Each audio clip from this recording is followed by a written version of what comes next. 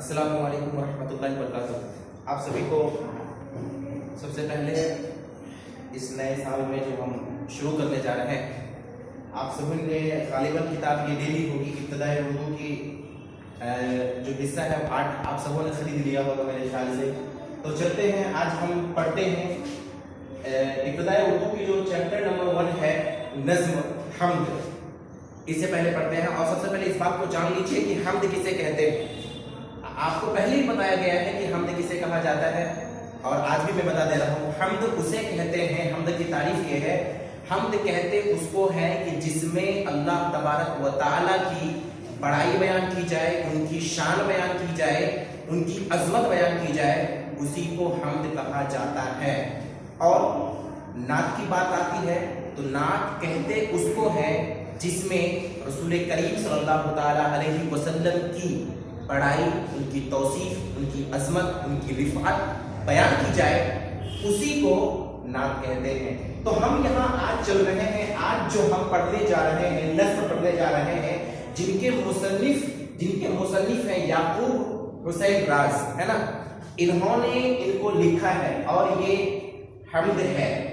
तो हम्द है तो पहला शेर है हम्द का, ज़मीन व आसमां किसने बनाए, ज़मीन व आसमां किसने बनाए। एक सवाल, ज़मीन व आसमां किसने बनाए, हक़ ताला ने। हक़ ताला से मुराद कौन है? हक़ ताला से मुराद रब तबारक व तआला है, अल्लाह तबारक व तआला है ना। तो ज़मीन व आसमां किसने बनाए, हक़ ताला ने। बताओ दो जहां किसने बनाए, हक़ ताला ने। तो इससे एक बात समझ में आती है जनाब कि बताओ दो जहां, आप ये देखिए दो जहां, तो इसका मतलब ये है कि सिर्फ ये जहां, ये दुनिया सिर्फ एक ही जहां नहीं रही, दो जहां। इसका मतलब ये है कि दो जहां है तो इसका मतलब ये है इस दुनिया के अलावा और भी कोई जहां है, जिसको कहते हैं हम लोग आसमानी दुनिया, है ना, जिसे कहते हैं आसमानी दुनिया। तो एक ये दुनिया हो गई जिसमें हम ये तमाम के तमाम मखलूकात रहते हैं, जिनमें जिन्नो बशर इंसान हैवान सारे के सारे लोग रहते हैं। ये एक दुनिया है और एक दुनिया वो है जिसमें के मलाइका रहते हैं, जिसमें के अंबिया रह रहे हैं, उसे कहते हैं दूसरा जहां। तो कहते हैं बताओ दो जहां किसने बनाए, तो कहते हैं जवाब क्या है जनाब, हक़ ताला ने, अल्लाह तबारक व तआला ने।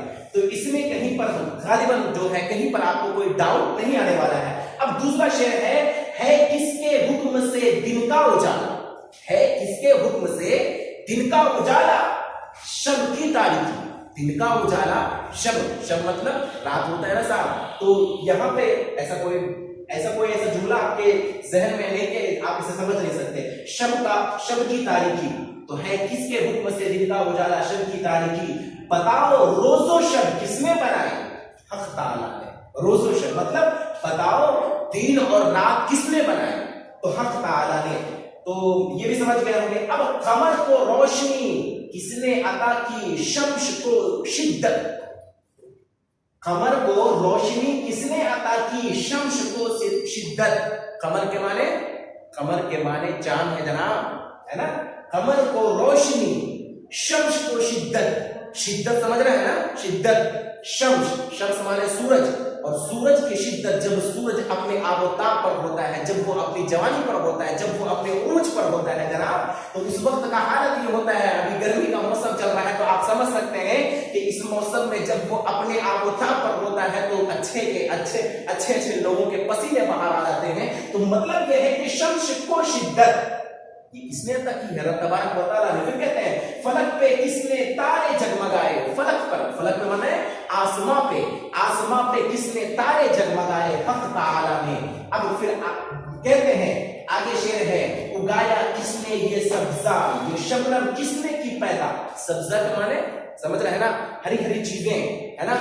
इसमें आप सब्जा में घास ले लें और भी बहुत सारी चीजें हैं, तो इनको आप ले सकते हैं। उगाया किसने ये सब्जा, ये शबनम किसने की पैदा। और समर किसने दरख्तों पर लगाए। समर माने फल होते हैं, फल। समर किसने दरख्तों पर लगाए, हक़ ताला ने। बहुत ही आसान शेर है। आप इसे जब रिपीट करके जब पढ़ेंगे तो इंशाल्लाह आपको समझने में कहीं पे कोई दिक्कत, दुश्वारी, प्रॉब्लम, कहीं पर आपको कोई ट्रबल नहीं आने वाली है। इंशाल्लाह आप अच्छे तरीके से समझ सकेंगे। हाँ, अगर आपके पास किताब है तो किताब किताब खोलिए और उनके अशार को देखिए, है ना।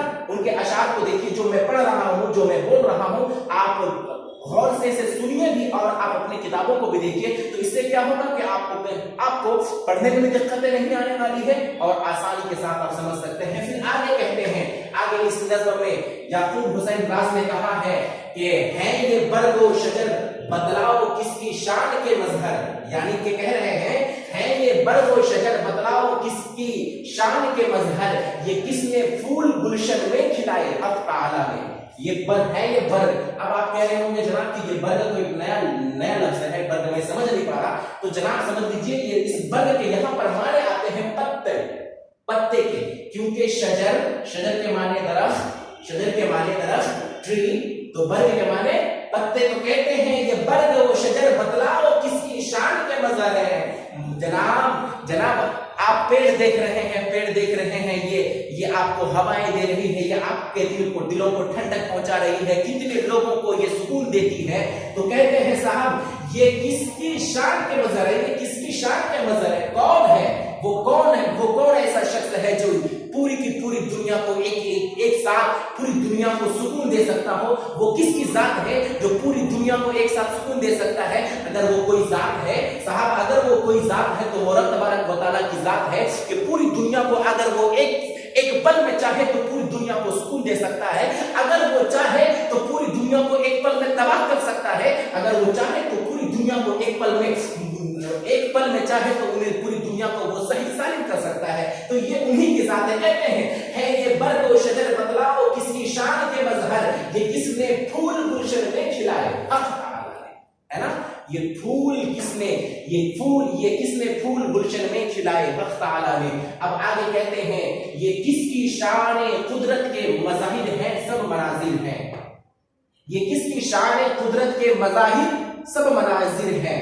बोल रहे हैं साहब इतनी चीजें जो बातें की गई, कहीं पर चांद की बातें की गई, कहीं पर आसमान की बातें की गई, कहीं पर सूरज की बातें की गई, कहीं पर तारों की बातें की गई, कहीं पर शजर व हजर की बातें की गई, कहीं पर फूल और पत्ते की बातें की गई। साहब कह रहे हैं ये किसकी शान है। इन सारी चीजों को जो आपने पढ़ा, इन सारी चीजों को जो आपने देखा, ये किसकी शान है, कौन है, इनका चलाने वाला कौन है, इनका नस्म व नस्क करने वाला कौन है। तो कहते हैं साहब ये किसकी शान है कुदरत के मज़ाहिर सब मनाजिर हैं, ये किसने हर जगह जलवे दिखाए हक ताला ने। ये सारे जलवे जो आपने देखा आपके नजरों को भा रही है, जो आपके नजरों को अच्छा लगती है, जिसे आप देखकर, जिसे आप सुनकर, जिसे आप महसूस करके अपने आप को प्राउड महसूस करते हैं, जनाब ये किसकी शान है। तो कहते हैं जनाब ये शान सिर्फ उन्हीं की शान है, रब तबारक व तआला की शान है। अब आगे कहते हैं शबे असरा नबी की गुफ्तगू किससे की बेपर्दा, शहेदी अर्श पर किसने बुलाए हक ताला ने। जनाब ये वाला जो शेर है, इस शेर का ताल्लुक शबे मेराज से है, शबे मेराज समझ रहे हैं आप। शबे मेराज यानी शबे मेराज वहां जब नबी करीम सल्लल्लाहु ताला अलैहि वसल्लम को रब तबारक व तआला ने हजरत जिब्राइल को भेजा कि ए जिब्राइल जाइए, मेरे नबी थोड़ा टेंशन में है, जाइए उसे बुला कर ले आइए ताकि वो मेरा दीदार कर ले। तो शबे असरा नबी की गुफ्तगू किससे थी बेपर्दा। तो हजरत जिब्राइल आए, नबी के कदमों के पास पहुंचे और कहते हैं या रसूल अल्लाह, ए मेरे आका, ए मेरे हबीब, ए मेरे तबीब, ए मेरे दिल के सुकून, अल्लाह तबारक व तआला ने आपको बुलाया है, दीदार के लिए बुलाया है, रब तबारक व तआला आपसे मिलने को मुश्ताक है। तो शबे असरा नबी की गुफ्तगू किससे थी।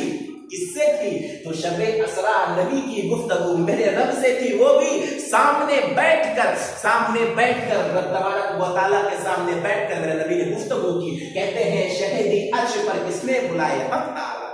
ये जवाब है साहब। अब कहते हैं आगे ये आखिरी शेर है, तुफैल मुस्तफा किसने की सबकी मुश्किलें आसान, सभी के राज गम किसने मिटाए हक ताला ने। तुफैल मुस्तफा यानी कि रसूल करीम सल्लल्लाहु अलैहि वसल्लम के सदके, रसूल करीम सल्लल्लाहु अलैहि वसल्लम के सदके जो हमारी पूरी दुनिया की टेंशन अगर होती है, पूरी दुनिया की कोई दिक्कतें होती है, तो जनाब ये रसूल करीम सल्लल्लाहु अलैहि वसल्लम के तुफैल में ही, क्योंकि आपने सुना होगा कि रब तबारक व तआला ने इस दुनिया को अगर बनाया है तो मेरे महबूब सल्लल्लाहु अलैहि वसल्लम के सदके बनाया है। मेरे महबूब को अगर पैदा करना रब का मकसद ना होता तो रब तबारक व ताला इस दुनिया को ना बनाता। आपने पढ़ा है, आपने इसे अच्छे समझा है। तो यानी कि जब रब ने मेरे नबी को पैदा करने के एवज में पूरी दुनिया बनाई, तो अगर इस दुनिया में किसी को कोई प्रॉब्लम होता है, किसी को कोई तकलीफें होती है, तो रसूल करीम सल्लल्लाहु अलैहि वसल्लम के सदक़े रब तबारक व तआला उसे भी दूर फरमा देता है ना।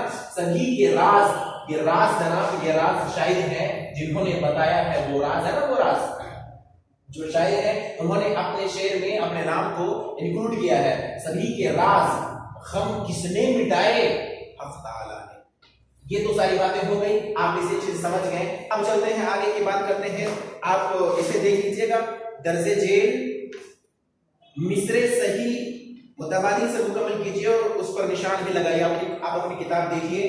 पहला है किसके हुक्म से दिन का उजाला डैश शब की तारीकी। तो इसका दूसरा वाला जो है उजाला, तो है किसके हुक्म से दिन का उजाला शब की तारीकी। दूसरा नंबर देखिए, उगाया किसने ये सब्जा, ये शबनम किसने की पैदा, है ना, पैदा।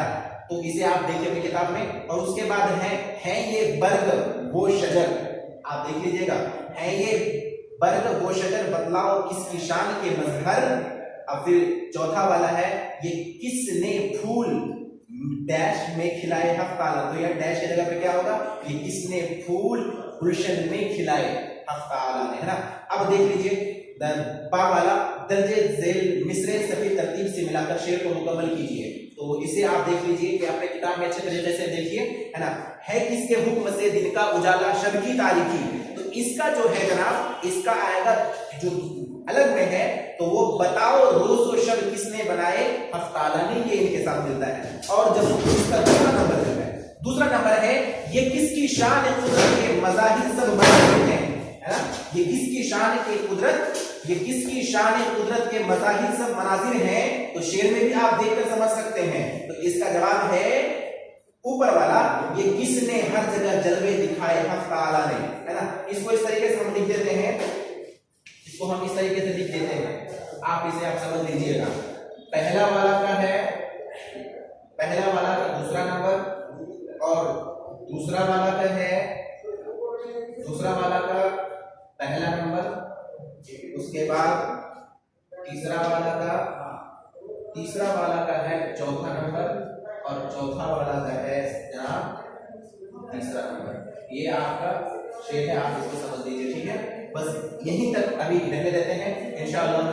इनके जो आगे जो सवालात हैं, बहुत आसान सवालात हैं, इसको मैं अच्छे तरीके से आपको अच्छे अंदाज में समझा दूंगा इंशाअल्लाह। आप इन्हें अच्छे तरीके से अपने जहन में महफूज कर लीजिए। जो मैंने सवालात बताए हैं, इसे अपने जहन में महफूज कर लें इंशाअल्लाह। वज़ीर आपके पढ़ने में बहुत आसानी होगी और आप सवाल देख लेंगे, सारे सवाल भी इन्हीं से हैं, इनसे कुछ बाहर नहीं है। आप इन्हें अच्छे तरीके से समझ जाएंगे, अच्छे तरीके से इसे आप अपने जहन में महफूज कर लेंगे। तो